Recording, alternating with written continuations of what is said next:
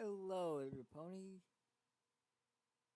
This is Willight Robinbine, and today I'll be reading the story "The Sun Rose at Midnight," written by Head Page.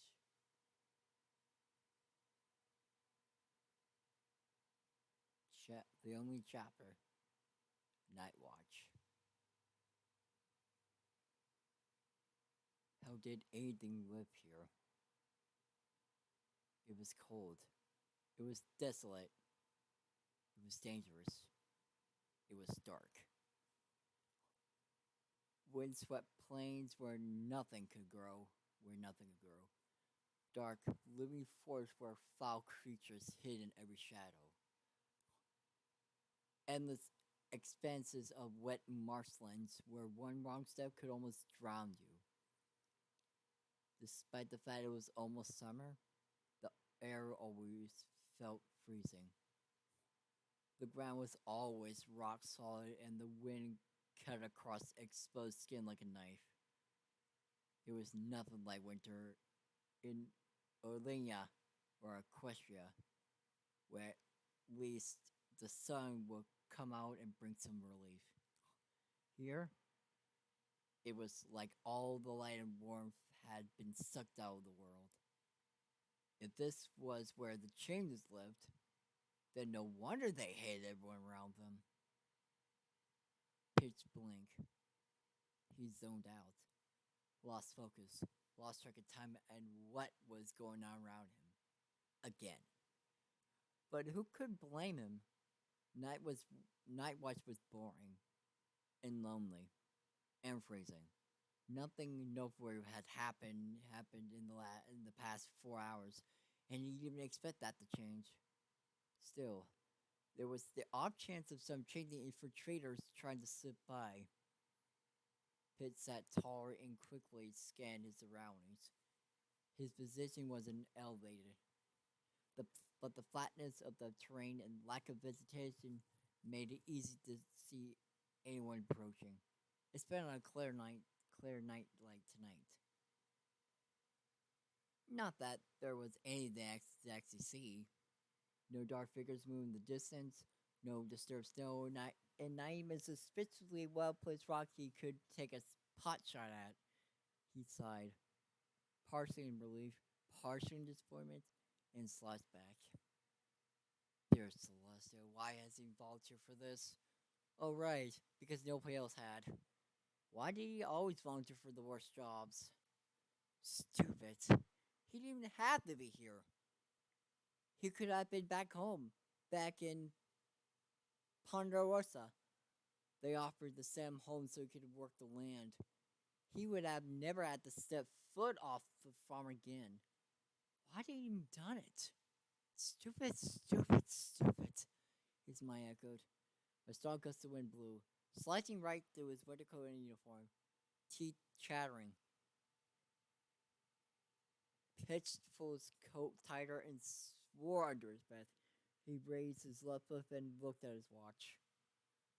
Only to groan when he saw it was still 30 minutes until midnight. That meant 4.5 more hours until he'd be relieved. He started to mindlessly paw at the door with his right hoof, just to occupy himself with something. As usual, the dirt was so cold and so frozen that it felt more like digging at concrete than the earth. Completely absorbed in his thoughts again, it wasn't until it was too late that Pitch noticed that it had suddenly grown darker, something deep down and primal noise for him and told him to stop moving. He obeyed and Mary froze stiff for a moment as a pit of dread filled his stomach and his eyes glanced around wildly, trying to figure out what was wrong. Darkness? Why? Luna's moon was almost full tonight, and so low in the sky it looked ready to crash into the ground. Slowly, Pitch grabbed the rifle that sat propped up next to him and raised his head, taking another look around himself. When a beast from the deepest parts of Taurus failed to be responsible for the growing darkness, he nervously raised his head and looked to the sky. He had noticed before, but the darky clouds that always hung heavy in the air had started clumping together at some point, eating the stars one by one and creating a wall that blocked out the night sky. Pitts watched in horror as the clouds began to tear chunks of out of the moon, really stealing it for themselves. You can only look on as the last cloud gently floated into place and finished breaking up the last sliver of moonlight beyond that dim skywall. In an instant, it was like he'd been swallowed like a void. Nothing but inky blackness surrounded him, so dark that he couldn't even look down and see his own hooves. Taurus, he felt like he could hardly see down his own snout. Without the moon's light, the night air felt even colder and the wind sharper. Another gust blew across the sky, and he shivered again while slowly drawing his rifle over his chest. Before, he felt confident that nothing was out there, and that nothing could sneak up on him. That picket duty, was a complete waste of time. Now, his mind screamed that something was out, looking in the darkness, slowly making its way towards him. Its footfalls covered by the wind and muffled by the snow. As quiet as it could, Pitts worked the action of his weapon and chambered around.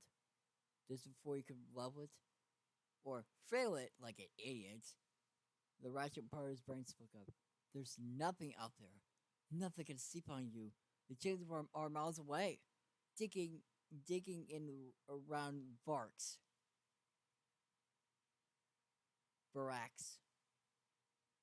There's a bad point not far away.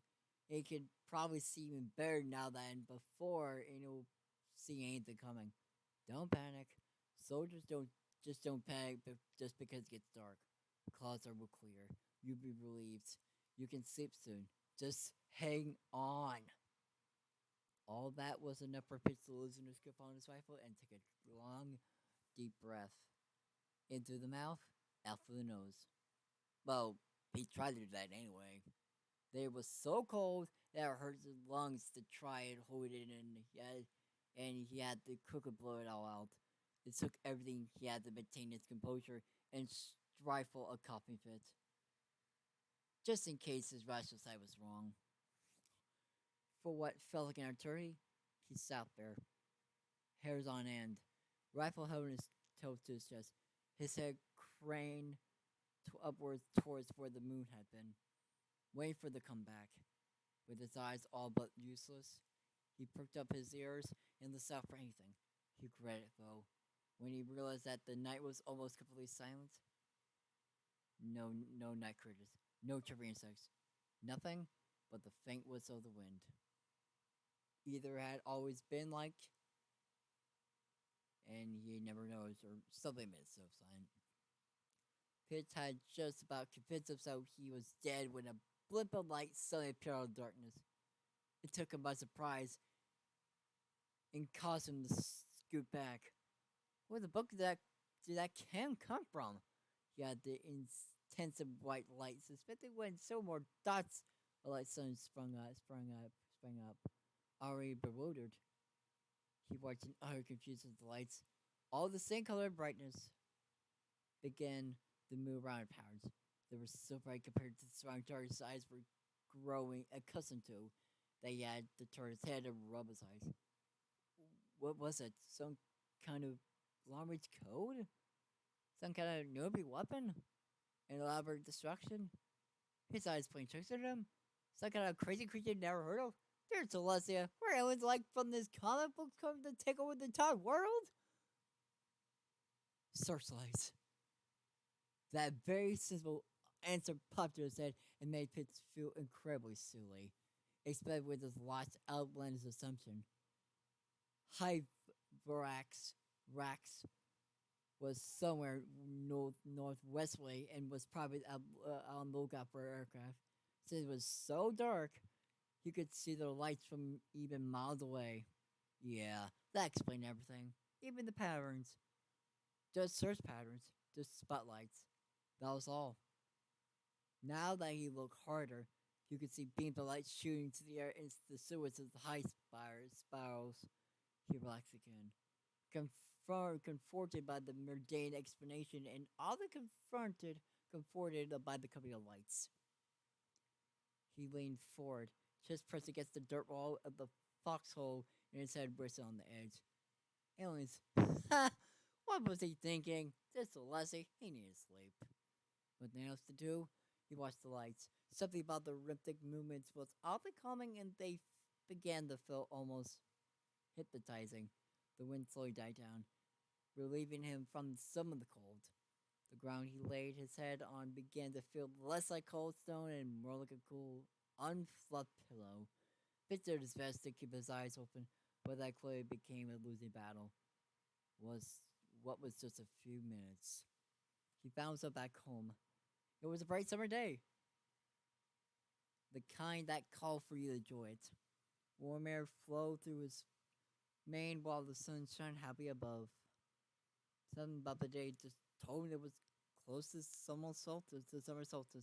He always liked the solstice. His family was there. Mom, Dad, his two little sisters. Mom had a picnic. Had packed a picnic. Dad had brought his fishing pole. They were going down to the river today. That was how they always celebrated this time of year. They sat under the shade of a tree and Mom started to unpack. Dad waded off into the river, cast his rod, and began to talk with one of his buddies about the local football game. Nip and Bud ran around, screaming and laughing as they played a game of tag. Fitz helped Mom unpack everything while enjoying the sweet smell that wafted on the breeze. She asked him about something about the war. He just smiled and told her it's been fine. She smiled and nodded before calling everyone back for lunch. Fruit salad with plain watermelon, his absolute favorite. You could taste the melon, so sweet and juicy. Mom and Dad idly chatted, his whispered back and forth to each other, giggling all the while. He just leaned back against the trunk of the tree and enjoyed the smells on his family. Eventually, he got the idea to step and take a walk along the river. He walked for what felt like a long time. But every time he looked over his shoulder, he could still see his family waiting for him under that tree. He came across a mare, a pretty one.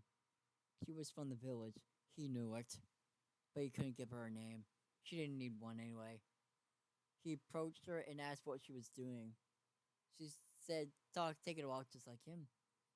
And then she pointed to his chest and asked about the big medal that hung from his shirt. He said something suave and brave and cool. Something so cool that she blushed and smiled and leaned and kissed him. He kissed him back. He kissed her back. Then they dove into the river together and clung to each other. He smiled as they floated away. Away in the calm, cool, flowing river. Directing. Fitz was really pulled out of the calm water of his dreams and back to the cold reality when a soft buzzing sound reached his ears. His eyes shot open and his head whipped around towards the direction of the sound. So quickly, it hurt his neck. That didn't matter though, because he recognized the sound of a low flying aircraft anywhere. He held his breath, flattened his ears, and listened to the whine and roar of the engine become louder. Obviously getting closer. If not for the pitch darkness and wall-like cloud cover, he might have had a chance of seeing the aircraft. But he could only listen as it seemed to fly almost directly over before the noise began to die down. When it disappeared in the distance, he slowly let out his breath and counted his lucky stars.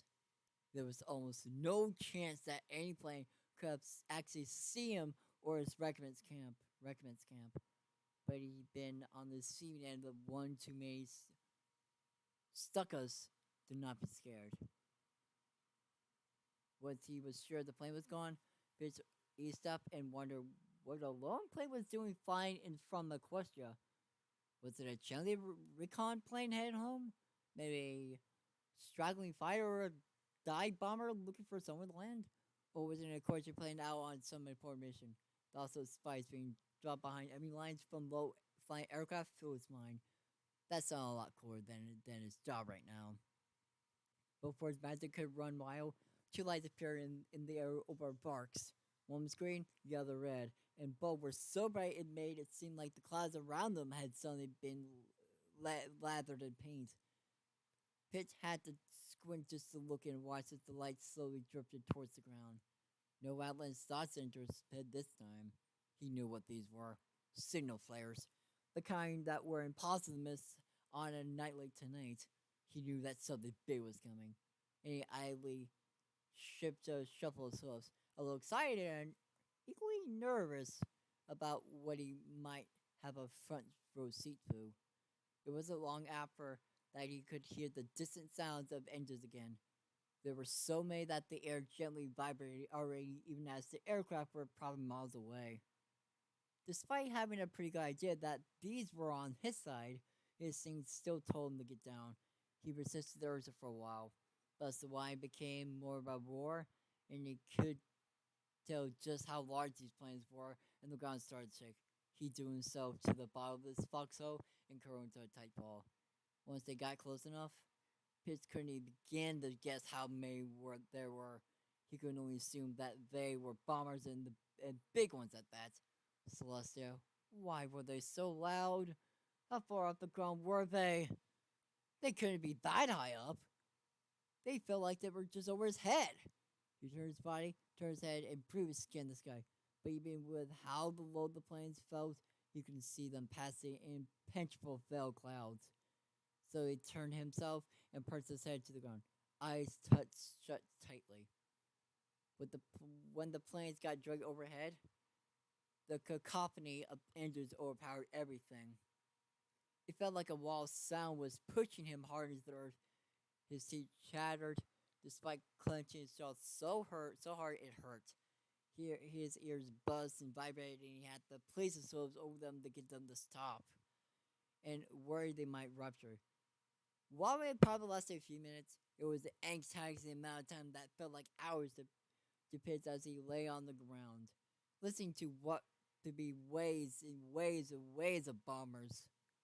Sons of stars. It felt like an entire ERAF was flying over his foxhole. But eventually, the planes passed and the noise dissipated,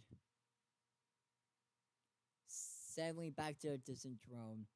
Pitts took a deep breath, then slowly uncurled himself and sat up on his shaky front legs, his gaze drawn northwest in the direction he assumed the bombers were going.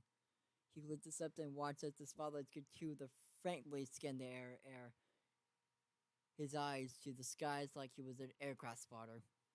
Though he didn't see anything. Someone must have.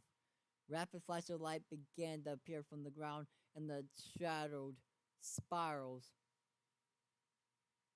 streaks of yellow and green shooting across the sky. It was anti-aircraft fire. Watching it from afar made everything suddenly feel more real and brought Pitch back to where he'd been home when he'd been home. Back when the bugs had tried to take Las Pegasus. Soldiers had come by, asking for a heavy pony from every household to come with them. Dad had offered to go, but Pitch had gone instead. A rifle and a shovel and a helmet. That was all they gave him, and then they ordered him to dig and wait. And he sat in a slit trench for days, watching the distant explosion as the Changeling tried to bomb away the sea of debauchery he always been warned to never go to. Always scared that those bombers would turn south and go for his home instead. He joined the army to make sure they didn't. Now, seen here, watching Changeling about to get a taste of their own medicine with his own two eyes, something swelled in his heart. A feeling that pushed all his fear and anxiety and worry out and brought with it a warmth that made his skin flesh and his fur bristle. At that moment, the world wasn't very cold or very dark at all. Yeah! He yelled, a bird excited and her joints spurring him to say something. Go get him! Pitch leaned back and continued to wait for something. A warm smile on his face. More red and green flares appeared in the air, guiding the planes into the far approaches. Searchlights tried in vain to pierce the cloud cover, and the anti-air guns continued to fire wildly. If they were able to hit anything, it was obvious. Pitt could almost hear the air raid sirens start to wail, and he pitched the lead bomber almost over his target. Steadily, steadily on the beam. Bomb bay doors open and bombs away. He's pretty excited. There was a beat and then another. And then one reserves drooped in a disappointment. He hoped that by some cosmic chance his countdown and reality would match up. It would take another moment of breathless waiting before the first explosion went off and then another moment for the boom the reached his ears. He gently stopped his front hose and watched as more went off. Plumes of dust and smoke being shot into the air with every explosion that came after. Pride swelled up in his chest even more. In just a few short minutes, he heard and saw hundreds of explosions go off. There was no way they would live through something like this. They kicked those stubborn bastard asses and had Vraks by the end of the week. As he watched the bombardment awe, something caught his eye. A new light peered through the dark tonight, easily torn apart from the tracking spotlights and desperate anti-air guns, brilliant orange and streaming wildly. Moving in with the minor zone and as it spread across the critical outside, joining together groups before spreading out even further. As soon as the question of what it was popped to his mind, the obvious answer rang out in his head. Fire. They were dropping Susty and knew how many tons of ordnance on that city. It was almost a guarantee to start some kind of fire. But watching how quickly it spread, how many different blazes there were, how they all seemed to join together into one massive flame. He stared at it, like a moth mirrored by light. He knew the surge of power fire better than most ever would. He knew that most changing hives were flammable, burned quickly, and were usually crowded. It was one thing to see a room, a bunker, a house burned and charred, but an entire city? So it's succumbing to a raging inferno. Why do you always volunteer for the worst jobs? The stab of a took broke his focus. His ear shot straight up in the front of his neck stood the attention. Pitch swung around, rough and hoof, and level where he heard the noise.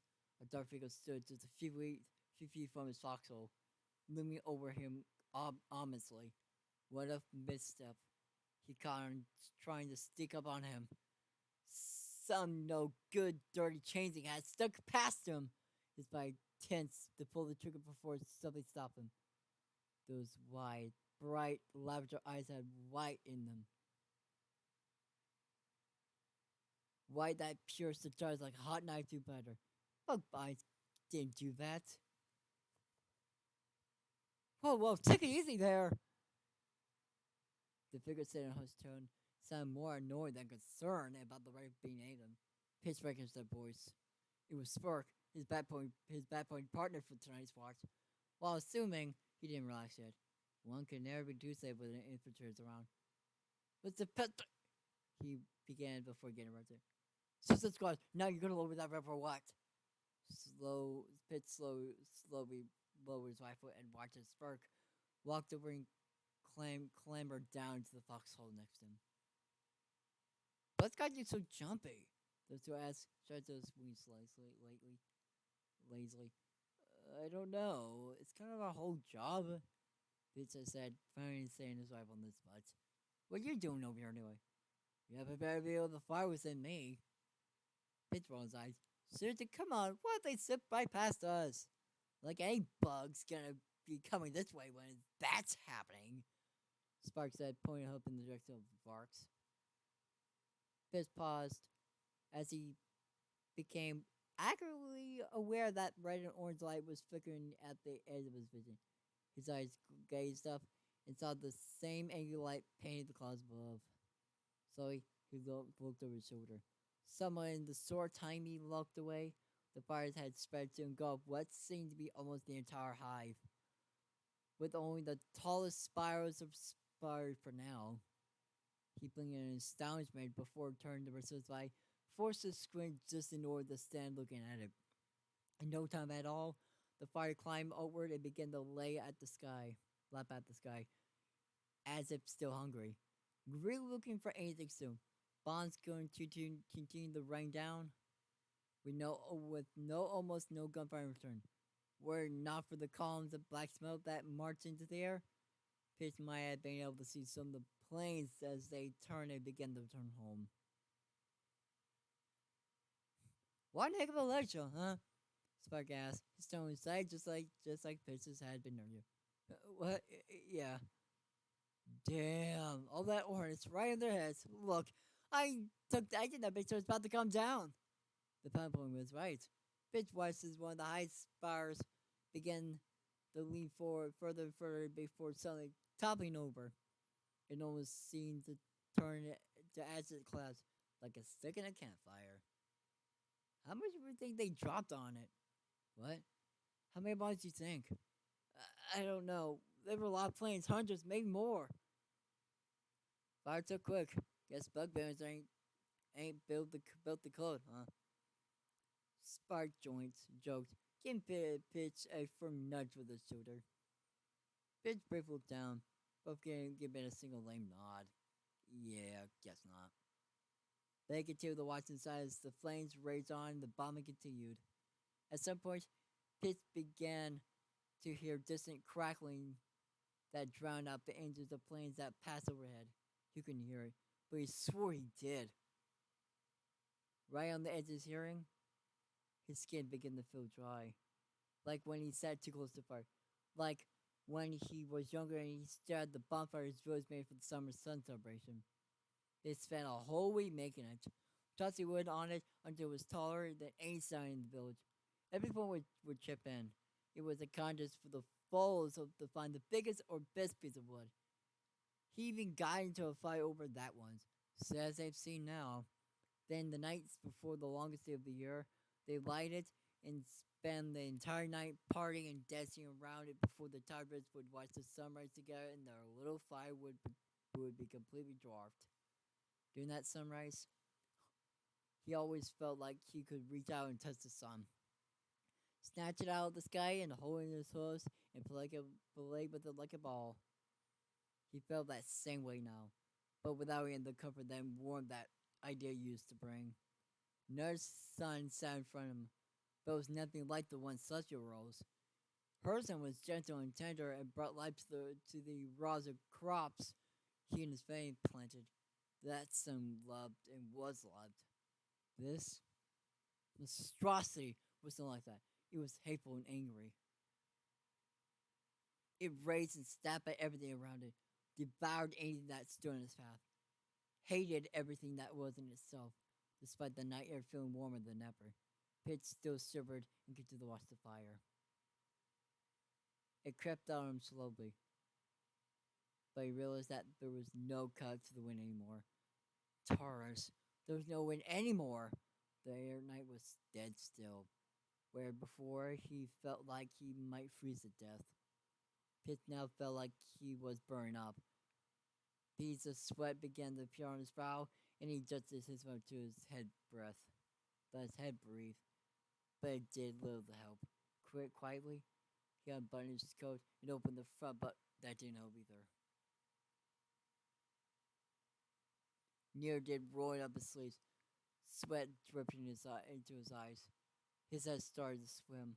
Every breath he took felt like inhaling volcanic ash and all too familiar scent of smoke clogging his nostrils.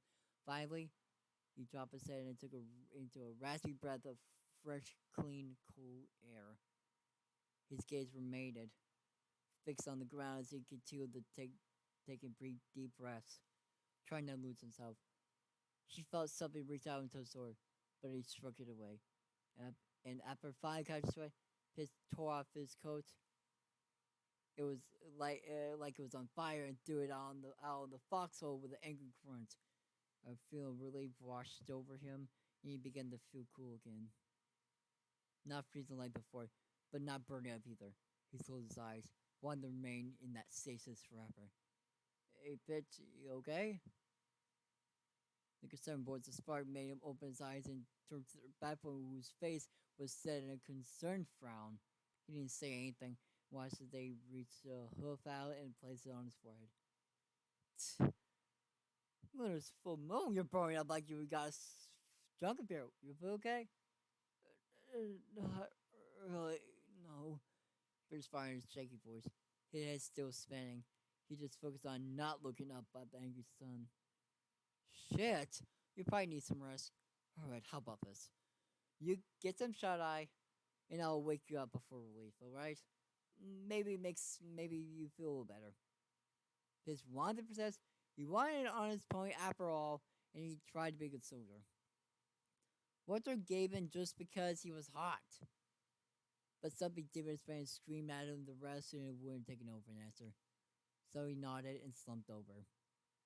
Letting his weight be held up by the side of the foxhole.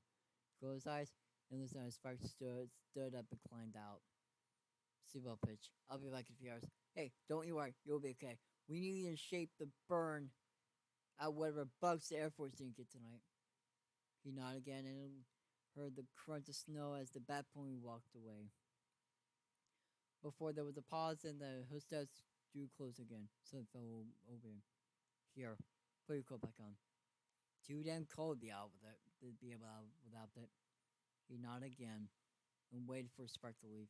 Once the bad boy was gone, he threw the coat off of himself and slowly fell face first into the hard dirt. With a quiet groan, he rolled over and stared at the sky. He hadn't known better. He might have thought it was dawn with how the sky rolled in angry red and reflected that sickly orange glow. He closed his eyes again, but didn't go away. He tossed and squirmed for a while, still unnaturally warm before his body got too tired and got fine relaxed. He couldn't hear the crackle anymore. The orange sky disappeared into a icky oblivion. The cold ground soothed him, and the wind washed over him again. The quiet nothingness was relaxing. At some point, he found himself gently floating on that river again, staring up at the endless night sky. Would anything survive? Would anything sprout there again? Would it just be more desolate than before? Would the fires scare away all the monsters? Would they find resistance? Would the Changeling hate them even more now? Why did he care so much? It was another bombed city. Vancouver, Seattle,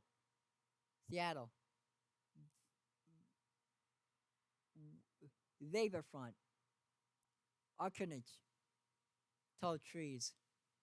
He seen them all destroyed and burned. What was different now? Had he not been that fiery, angry son himself? Had he not gleefully watched his flames and everything? What was different now? That sun. That was what? That damn sun that his spine had turned the fire into.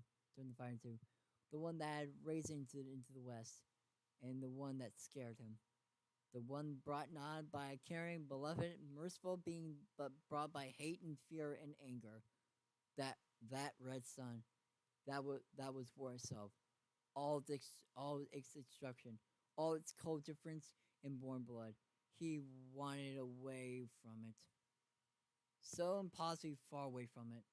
Somewhere it would never scorch the land or burn him or turn to ash. Somewhere where only the gentle rays of celestial suns shone down and it could reach out and feel safe with the sun as his home. He wanted to go home. He still had a home. Well, hope you enjoy this. Stories link in the description. I hope you have a wonderful day. Peace out.